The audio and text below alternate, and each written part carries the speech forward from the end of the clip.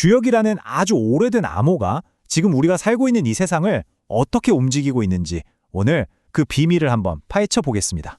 자, 여러분이 지금 이 영상을 보고 있는 바로 그 기기 있잖아요. 스마트폰이든 컴퓨터든요.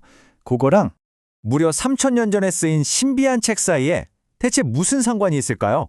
전혀 없어 보이죠? 첫 번째 장, 우주의 암호입니다. 네, 진짜 말도 안 되는 조합 같잖아요. 하지만 이 연결고리, 지금부터 저와 함께 그 실타래를 한번 풀어보시죠. 자, 이야기는 17세기 말 1698년으로 갑니다. 독일의 천재 수학자 라이프니스라는 사람이 있었어요.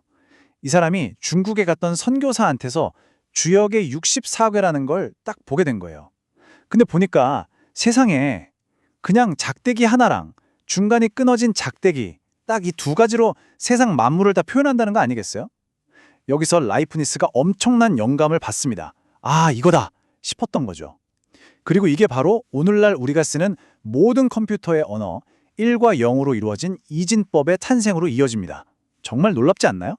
3000년 전 동양의 지혜가 현대 디지털 시대를 열어젖힌 셈이니까요. 아니, 근데 왜 하필 이진법이었을까요? 이게 왜 그렇게 중요할까요? 원전 자료를 보면 아주 간단한 답이 나옵니다. 이진법이요, 정보를 표현하는 데 가장 효율적이고 경제적인 방법이기 때문이래요. 생각해보면 자연이라는 게 항상 가장 효율적인 길을 찾아가잖아요. 진화도 그렇고요. 더 놀라운 건 뭔지 아세요? 우리 뇌에 그리고 신경망도 바로 이 이진법 체계, 즉 켜졌다 꺼졌다 하는 방식으로 작동한다는 겁니다. 정말 소름 돋죠? 두 번째 장, 현실의 8기둥입니다. 자, 그럼 이제 이 디지털 세상을 만든 그 고대 시스템, 그 주역의 핵심 속으로 한번 들어가 보시죠. 도대체 어떻게 생겨본 걸까요? 모든 것의 시작은 아주 단순해요. 첫 번째 기본 재료는 바로 양입니다. 보시는 것처럼 그냥 쭉 이어진 선 하나죠.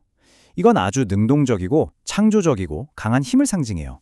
뭐랄까, 우주적인 이진법의 숫자 1이라고 생각하면 딱 맞습니다. 그리고 양이 있으면 당연히 그 짝인 음이 있겠죠? 이건 중간이 끊어진 선이에요.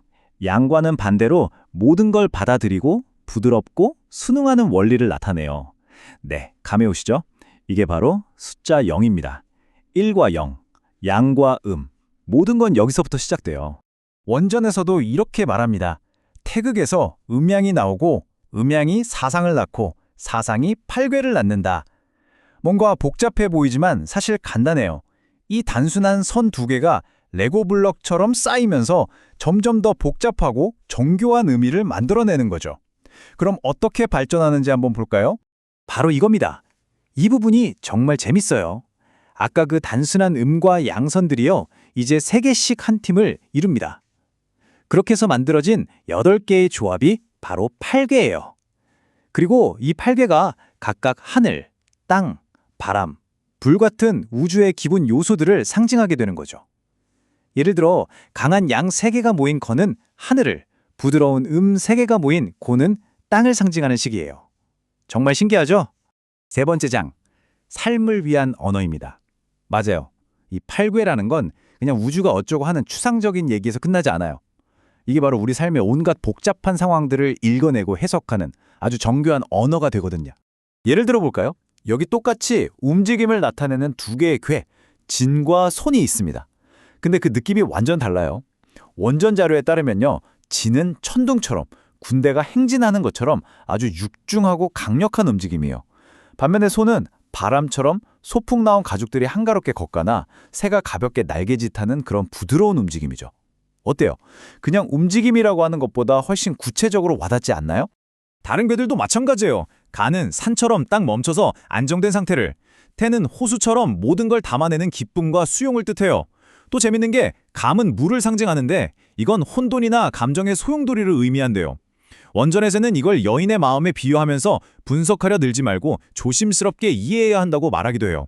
그리고 그 반대편에 있는 리는 불처럼 모든 걸 명확하게 밝히는 질서와 이성을 상징하죠. 이런 해석은 그냥 옛날 이야기에만 머무는 게 아닙니다. 현대사회를 분석하는 데에도 쓸 수 있어요.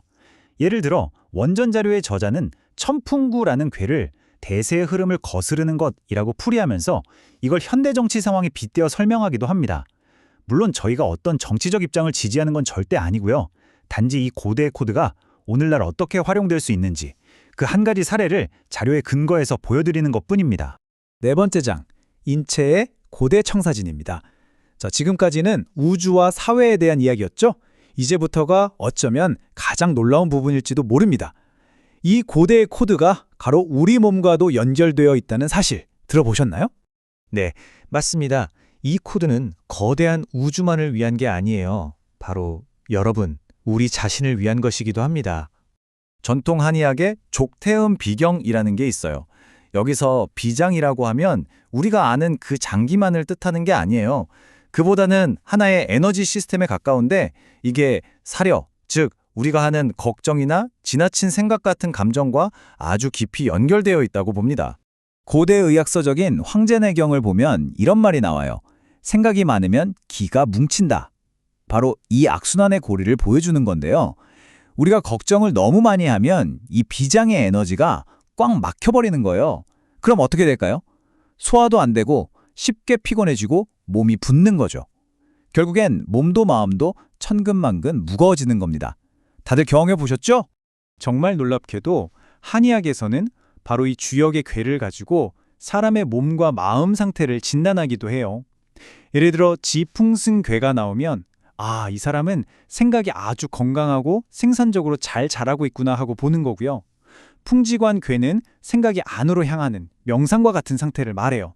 근데 이게 너무 과해지면 이제 생각 과잉이 되는 거죠. 또 산뇌의 괴는 생각은 산더미처럼 쌓였는데 행동은 없어서 에너지가 꽉 막혀버린 그런 답답한 상태를 나타낸다고 합니다. 자, 마지막 장입니다. 예측이 아닌 패턴. 많은 분들이 주역하면 점치는 거 아니야? 이렇게 생각하시잖아요. 물론 그런 측면도 있지만 사실 그건 핵심이 아닙니다. 이 시스템의 진짜 목적은 좀 더 깊은 곳에 있어요. 주역의 본질은 미래를 맞추는 점이 아니에요. 그보다는 자연과 우리 삶에 숨어있는 근본적인 패턴을 읽어내는 도구에 가깝습니다. 원전에서는 이걸 프랙탈 구조에 비유해요. 프랙탈이 뭐냐면 나뭇잎 하나에 나무 전체의 모습이 담겨 있는 것처럼 작은 부분에 전체의 정보가 반복되는 구조거든요. 그래서 작은 것을 보면 큰 것을 알 수 있다고 말하는 겁니다. 주역의 괴가 바로 이 프랙탈 구조를 시각적으로 보여주는 것이고, 그래서 이걸 해석하면 앞으로 상황이 어떻게 펼쳐질지 그 방향성을 유추할 수 있다는 거죠. 그러니까 정리하자면 이겁니다.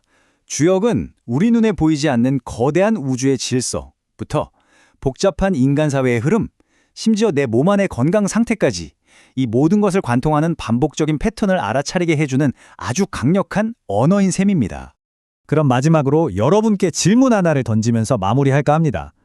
우리가 살고 있는 이 첨단 현대 사회 속에는 과연 또 어떤 고대의 패턴들이 여전히 살아 숨쉬고 있을까요?